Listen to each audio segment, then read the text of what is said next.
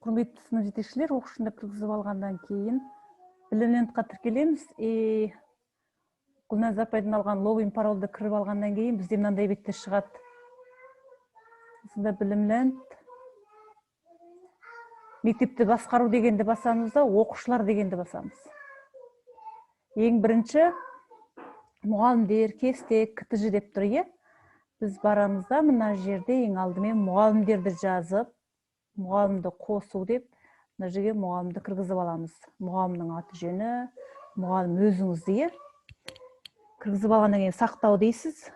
Одан кейін барып жаңағы видеода сыныптар деп тұр ғой, о жерде сыныптар деген жоқ бізде. Сонда біз оқушылар дегенді басамыз. Соның жерде міне сыныпты қосуды басамыз. Қосуды басқаннан кейін жаңағы сияқты бет ашылады. Соны оқушыларды импорттау дегенді басамыз.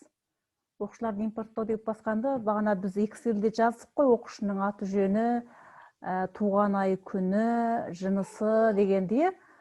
Сол тура Excel'дегі жазған кестеңіз дұрыс болса, тура осындай болып шыға қалады.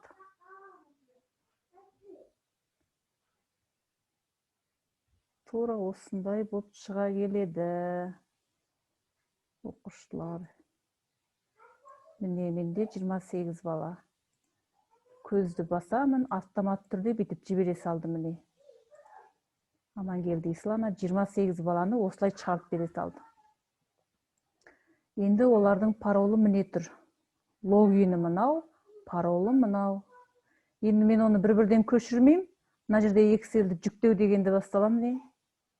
Ол жүктелді. Соны Excel'ді бұлай аша саламыз.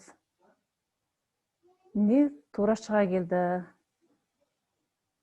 Міне 28 баланың аты жөні, құпия сөзі бәрі шығып тұр 6-шы класы деп.